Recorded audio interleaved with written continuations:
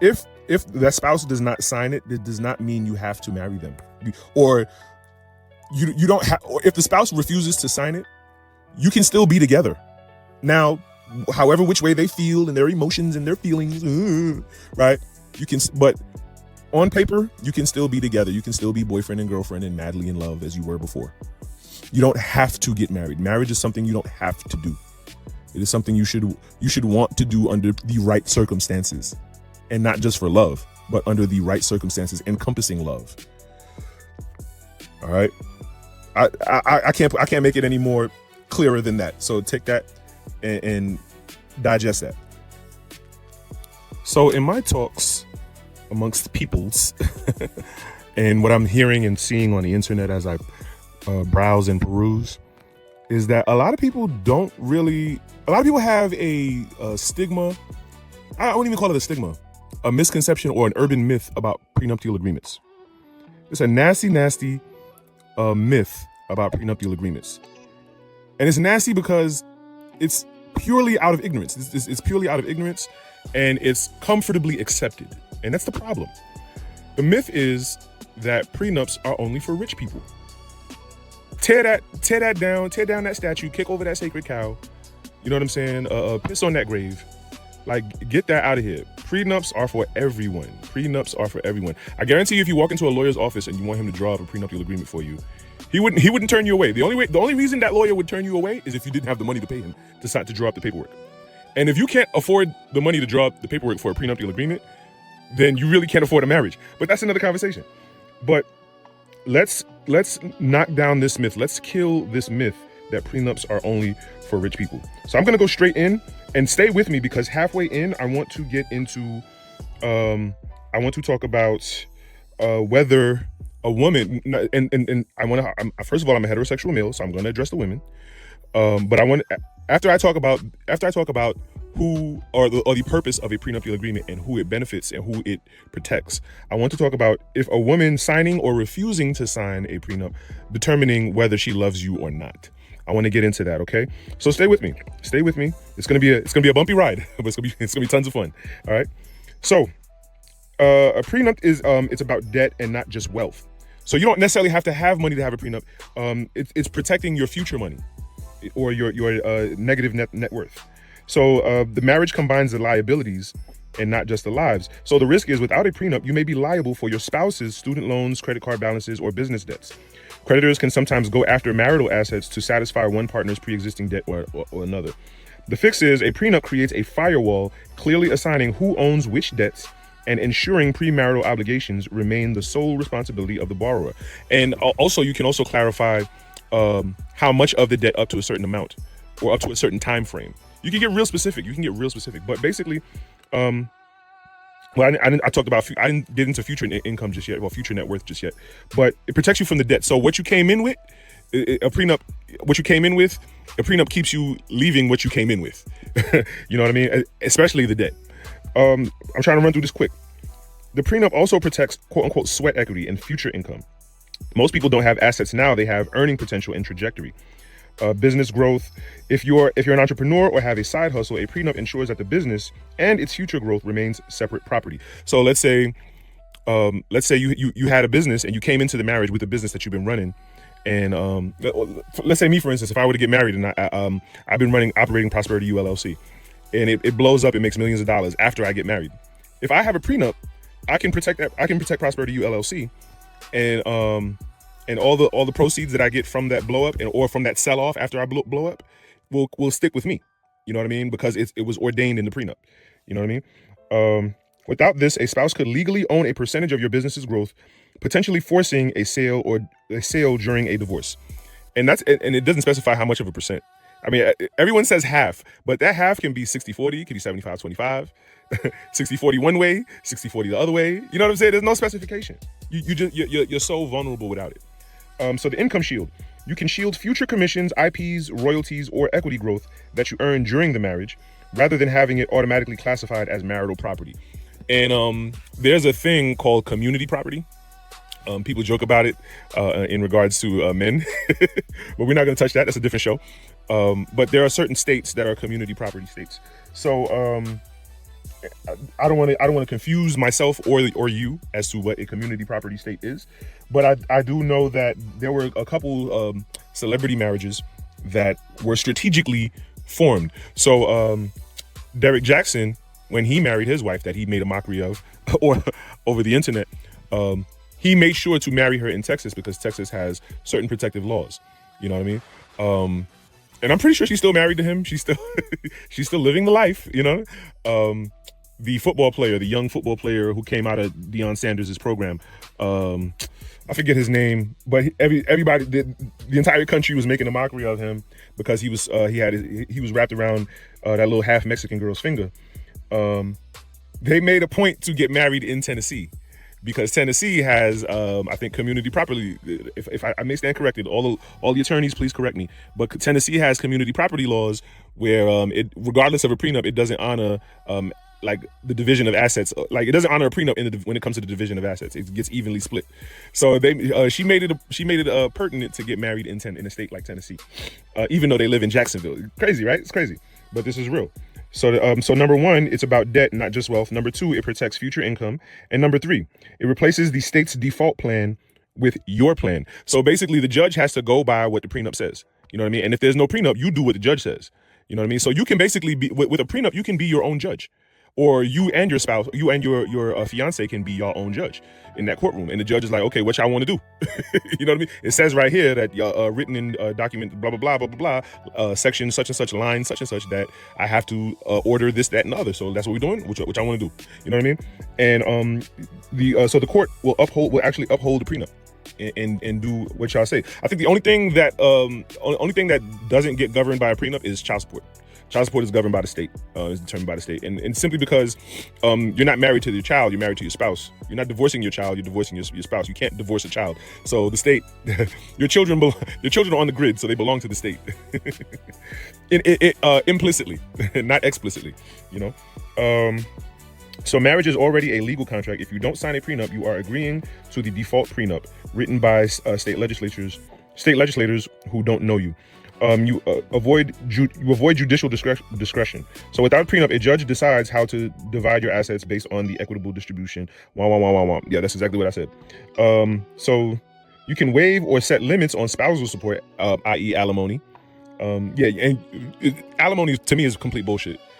You want to divorce me, but you still want me to pay. You want me to pay you to get cracked, as the kids say. You want me to pay you to get your back dug out. Get the fudge crackers out of here, bro. So yes, alimony. You can waive or set limits on alimony rather than leaving it up to a formula or a judge's mood. Ooh. Exactly. So number one, it's not about debt, it's about wealth. A prenup is not about debt, it's about wealth. A prenup protects sweat equity or future income. Number three, a prenup replaces the state's default plan with your plan. And number four, it secures family assets and children. I think that's pretty self-explanatory. This is vital for blended families or those expecting an inheritance. Generational wealth, it keeps inherited assets like a family home or heirlooms. And that's important too, because, you know, heirlooms have sentimental value. You know what I'm saying? Your grandmother's necklace, or your grandpa's favorite toy as a child that he passed down to your dad, and your dad passed it down to you. All these things are sentimental value. A trophy, maybe, let's say you're a professional athlete. You know what I'm saying? One of your, you might have won a great trophy. Those things get confiscated. Now we talk about people with money, but like let's bring it down to earth. So yeah, like once again, a family heirloom, a home. You know what I mean? Something that's maybe it could be $100,000 home. You know what I mean? It's still worth something, and that spouse can claim that. You know, if you don't have a prenup. Family assets, children from prior relationships. It ensures specific assets remain in your bloodline for your children. That's important. That's important. And also, a prenup can specify that you don't have to pay child support for kids that aren't yours. That's a big thing too. You don't have to pay child support for kids that aren't yours, and you don't have to pay child support for any foster children that may because like if you're married to that spouse and that spouse inherits a foster child, that child by law becomes your child also. You know what I mean? You're responsible for that child also. So if in a case of a divorce, you would have to pay child support on a foster child. That's fucked. Anyway, rather than automatically passing to a new spouse. The purpose of marriage is legacy building. Yes. So one thing I always say, the purpose of marriage is legacy building and wealth transfer. And if you leave yourself vulnerable You know, you drive a car, right? So you have car insurance, right? That's what a prenup is basically. It's just insurance. It's insurance without a premium. You don't have to pay the premium. You know, you pay one principal to the lawyer, get it drawn up. You know what I mean? Make sure it's admissible in court, and then you keep it on the books, and then you review it ever so often, make sure it's still admissible. You know what I mean? But like it's the purpose of marriage is for legacy building and wealth transfer. So the purpose of a prenup is to protect your legacy, pretty much. So number 5, a prenup forces financial transparency.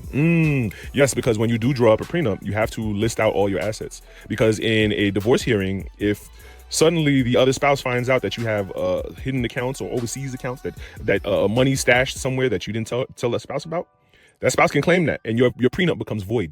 And then that opens the floodgate for the spouse to claim everything else. You see what I'm saying?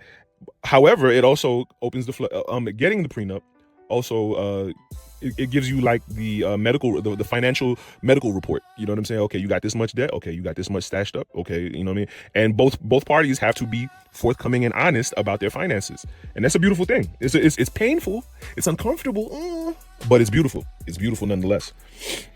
So the process of getting a prenup is actually a test of relationship strength. And this is one thing I say in my book, Leave the Fairy Tales Up to Disney, The Reality of Dating. Managing money means managing your heart. And so I wholeheartedly, no pun intended, believe that managing money means managing your heart. And and you really want to test a relationship. You know, I say this all the time. You know, the 2 most powerful things in this world are sex and money. You know what I mean? And so you really want to test the strength of a relationship. Test the money. Test how they handle their emotional bonds with money, or their emotional connection to money, and what that says about their character. You know what I mean? What that reveals about their character. And it'll tell a lot. It'll tell a lot about not just them, but it'll tell about your relationship with them. You know what I mean? It's very uncomfortable. It's very painful. It's very painful. You're digging into a lot of deep-rooted, deep-woven, deeply layered subconscious things. But you want to spend the rest of your life with this person, don't you? Or don't you? So full disclosure, legally, prenups require full financial disclosure. This forces honest conversations about debt, spending habits, and goals before you walk down the aisle. Alignment, it exposes incompatibility early and or strengthens the partnership by aligning expectations. Money secrets are a leading cause of divorce. This process eliminates them. So the purpose of a prenup is to force one of the purposes of the prenup is to force financial transparency. Number 6, a prenup reduces costs and emotional damage. Divorce is expensive because it is uncertain. And Tyrese, I know the music artist Tyrese can testify to this. He's in. I don't know if the divorce is finalized or what. It was in the tabloids maybe a year ago or so, and he I think he stopped the child support. He avoided in his prenup. He had a prenup, and he stopped the child support in the prenup. And I'm pretty sure her lawyers put her onto this. But so basically, she couldn't get child support, or no, I think she couldn't get alimony. Once again, the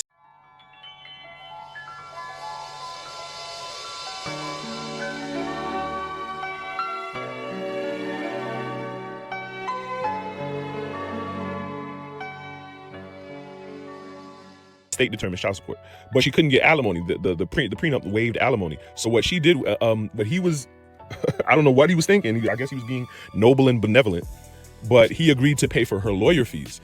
So what she did, or I think what her lawyers put her up to get to squeeze, to wring the towel. What she did was to drag out the case for as long as possible to keep the lawyer fees going, so she can get as much money as possible. You know what I mean? Like. It's a dirty game, guys. It's a dirty game. But this is how they play. You know, this is how they play. And so you got to play the game how the game go. It just is what it is. So yeah, shout out to Tyrese. Divorce is expensive because it is uncertain. You pay lawyers to argue over undefined rules.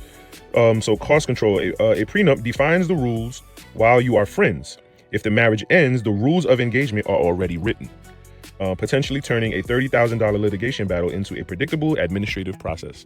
So yeah, with a prenup, you know what I mean? If you define these terms, so not only are you defining the assets and the debts and the assets and the liabilities in the divorce, but you're also determining or defining how the whole negotiation process or how the whole divorce process is going to go. You know what I mean? You're making it smooth. So before I get to the second half of what I wanted to talk about, so basically what this does is it gets the paperwork, it gets the law out of the way, it gets the government out the way, so that y'all can focus on one another and focus on the love. You know what I mean? And when I know some people will chuckle when I say the word love, and I'm discussing marriage, but because of course not everyone marries for love, right?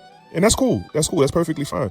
But for those that do, who do want to marry for love, do you want to still love the person after you divorce them? Do you want to still be able to love the person after you divorce them? Now, for whatever reason you're divorcing them, I'm pretty sure it'd be hard to still love them, but you never stop loving someone. You know what I mean? But what I'm trying to get at is, just as much as getting married is a possibility, getting divorced is a possibility. Well, actually, if you're not married, divorce is impossible, right? However, as the minute you get married, divorce becomes a 50% chance. You know what I mean? Even unto your dying day, as long as you're married. As long as you're married, there's still a 50% chance you can get divorced. You can get divorced on your deathbed. It doesn't matter. Paperwork is paperwork, you know? And so you still want that assurance. You still want that insurance that if that other side of the coin should flip, that I'm protected and my spouse is protected and my children are, and most importantly, my children are protected. You know what I mean? And there's no confusion. There's no dragging out in court. There's no mudslinging. Everything is already written and said. You know what I mean? And it's just, you want it to be, even if that shoe should drop, if that hammer should fall, it's a smooth process. You know what I mean? Because you already did your due diligence and you invested. You just as much as you would invest in a wedding, invest in a prenup. You should take a chunk out of your wedding. Take a chunk out of your wedding budget, whatever your wedding budget is. Take a chunk out of it and put that towards your prenup, and you'll be surprised. You'll be surprised how far it'll go. You know what I mean? And you know, we're approaching the future. We're approaching the future. The Jetsons are real, and you know, people are drawing up their own paperwork. Even though I wouldn't recommend it, even though I'm pretty sure a lawyer wouldn't recommend it, people are drawing up their own paperwork. I'm pretty sure you can Google right now. You can Google a mock prenuptial agreement, or you can get AI as I'm recording this. You know, whatever the technology is going into the future, you can get AI to draw up a mock. You can give it all of your credentials and all of your spouse's credentials and drop a mock prenuptial agreement for you for the state that you're getting married in. You know what I mean? And you and get a lawyer to review it and then get it notarized and submit it to the courts along with before you sign a marriage license. Because I say this all the time, marriage is a business. Marriage is a business. And you have to sign a contract to get married. So what makes you think it's not a business? You know what I mean? What makes you think it's not a business? So if you're signing a contract to get married, shouldn't there be a contract in place to get divorced? Shouldn't there be something in place? Or you just want to leave yourself exposed? You know what I mean? So now, we're 20 minutes in. Let's get to the second half of what I wanted to talk about. And the reason I wanted to address this as a heterosexual male, I wanted to address this towards the women simply because one, I'm a heterosexual male, but because stereotypically, the women are the ones typically opposed to the notion and the concept of a prenuptial agreement. Now, the more lay women, or the average woman, she'd be opposed to it because she's looking at it from an emotional perspective. Why are you planning our divorce? We're not even married yet and you're already thinking about divorce. Why would you want to go into our marriage with that kind of energy, right? I get it. But rewind this talk and look at all of the reasons why I said you should get a prenup, and then you'll understand why your spouse is planning for a divorce. It's for the good, it's for the better, it's for both of you guys, right? But you have the average woman, that's what she thinks. And then you have the other types of women who are like, oh, so I'm just going to spend the rest of my life with you. I'm going to spend 30, 40, 50 years with you and not get nothing. Now if you're engaged and your fiance sounds like that, nah, bro. Nah, don't do it, bro. Don't do it. Oh, but you're going to do it anyway, right? Oh, because you're throwing love. Ooh. Okay, anyway. But those are those other types of women, and we'll get to that. So does a woman signing or refusing to sign a prenup determine whether she's marrying for love or not? Let's get into it. So the core philosophy, risk management versus love. And I'm reading this. The other content I read before I started this show, but this one I'm going in raw. I'm going raw dog. All right. So a prenuptial agreement is not a litmus test for love. Rather, it is a legal and financial planning tool that acknowledges marriage is both an emotional bond and a legal contract. That's respectful. I respect that. I respect that. So signaling maturity. Choosing to sign often reflects emotional maturity and clarity, showing a willingness to have adult conversations about difficult topics. That's what I'm talking about. There we go. Let's go. That's what I'm talking about. Separating romance from ambiguity. Proponents argue that love does not override state divorce laws or guarantee that people won't change. And that's a big thing because, and now according to nature, right? According to nature, men are more linear, whereas women are more parabolic. If you don't know what those words mean, get your dictionary. I'll wait. Okay, so yeah, so there's a lot of ebbs and flows with women typically. So the person that a woman may be when you marry her is far different from who that person she may become once you get ready to divorce her, or when she gets ready to divorce you because it rained on a Tuesday and the wind blew in a certain direction. Right? So therefore, defining expectations while the relationship is strong prevents chaos later. See? And I think we talked about that in the previous section. So number 2, perspectives on signing. Signing a prenup is frequently a sign of commitment to a healthy partnership rather than choosing money over love. So that's kind of hinting to what I talked about. You can focus on the love now. You can focus on actually being together because the paperwork is straight, and you've already you've already determined. Like it comforts the man because typically in a divorce when there's children involved, visitation. You can map out visitation. You can map out custody. You know what I mean? So you already know that, okay, if we get divorced, I may or may not, depending on what the prenup says, I'll have the children, or if it says otherwise, I may not have the children. And then how much child support you'll have to pay, and you'll already know, the child support was determined by the state, but you're not gonna have to pay alimony. You know what I mean? So, and she now, if she knows she's more likely to have custody of the kids, if you agreed to give her custody of the kids and you're just paying child support and not alimony, right? She knows she's gonna have to get up. If she divorces you, she's gonna have to get up and bust her ass a little more. You know what I mean? And what woman wants to do that when she's been under your wing, comfortable for the past 5 to 10 to 20, 30, 40, 50 years, right? What woman wants to do that? So it provides a sense of assurity and insurance to say, you know what? Our paperwork is straight. Let's love each other. Now we can focus on the love. I wholeheartedly believe in that. Radical honesty. So perspectives on signing. The process requires full financial disclosure, which builds deeper trust and prevents future money fights. Protection of independence. It protects premarital assets, family inheritances, or businesses intended for children from previous relationships. Defining fairness. A well-drafted agreement can actually protect a spouse who sacrifices career growth for family, providing a safety net that standard law might not guarantee. A well-drafted agreement can actually, protect a spouse who sacrifices career growth for family, providing a safety net that, okay. Number 3, the refusal. Let's talk about the refusal now. Refusing to sign. Refusing to sign doesn't automatically mean gold digging. Let's break that down so it forever and consistently be broke. No pun intended, talking about being broke, right? Refusing to sign doesn't automatically mean gold digging. It often stems from valid emotional or cultural roots. That's the thing. You know what I'm saying? A lot of women are encouraged not to sign by their family and friends. This is a thing. It's cultural and traditional. A prenup, what for, right? Romantic idealism. Many view marriage as a total union and feel a backup plan damages the bond. So it's an ideal. It's a figment of their imagination. You know what I'm saying? Right. And fear and coercion. Refusal may be a protective measure if the prenup is presented as an ultimatum or is extremely one-sided. And sometimes, in most cases, it's going to be one-sided. If whoever's presenting you the prenup, whichever spouse is presenting the prenup, is going to want to protect themselves, and so to some degree, it's going to be one-sided. Cultural stigma. In certain backgrounds, prenups are viewed as a curse on the marriage. Or hello, Christians, especially Black Christians. Y'all gotta wake up. It's 2025, and whatever kind of Bible y'all reading it's not working. It's not working. People are getting smarter and waking up.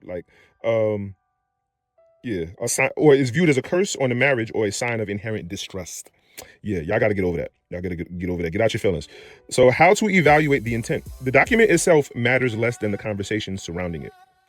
Collaborative versus coerced. If both partners work together, so both feel secure, it strengthens the foundation. So I think, so if one spouse presents the prenup to the other, I think that's a pretty raw way of doing it. I would prefer, both couples sit down. Okay, let's start from the top. Okay, we get divorced. Then what, right? what do we, and then it really opens up, because let's say you're a young couple, you know what I'm saying? All you got is a car and an apartment lease. You can say, okay, all we got is a car and apartment lease, right? But what do we plan on getting in the future? Well, I plan on getting a house. Well, we plan.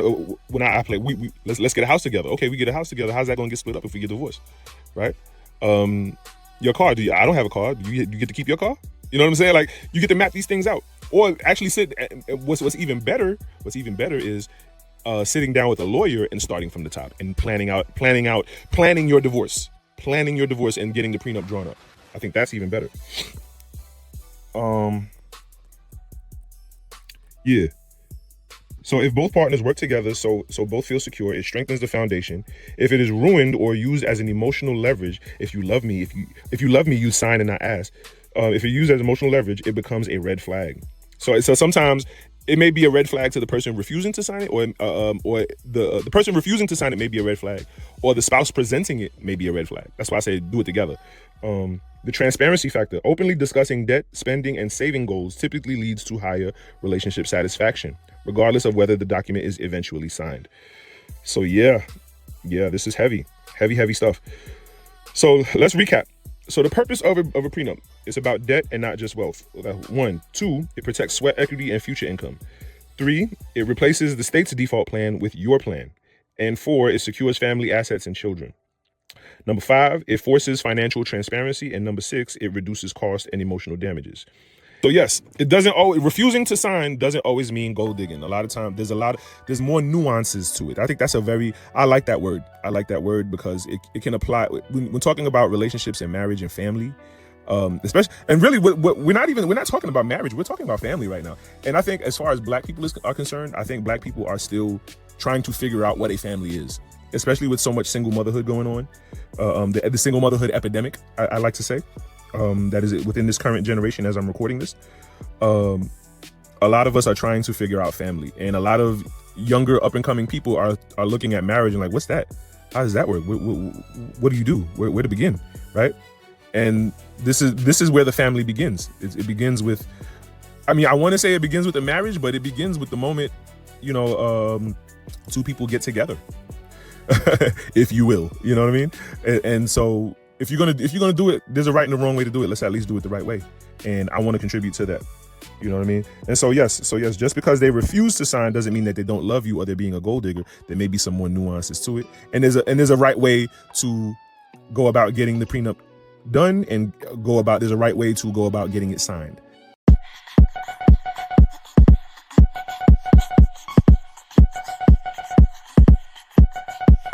Ha.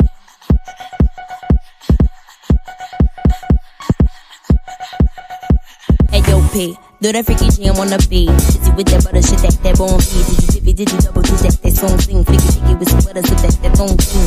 If you cheeky cheddar check, I get her own cheese. It's a chicken with that head, or it's a bitch that won't be with the official with that whole skis. Like these heat cheddar, wish that with that long. I got racks to the ATM jam. Tell me what you wanna do. I got racks to the ATM jam. Tell me what you wanna do. You a badass bitch. That don't get swallowed in that fat ass bitch. I got racks to the ATM jam. Tell me what you wanna do. I got racks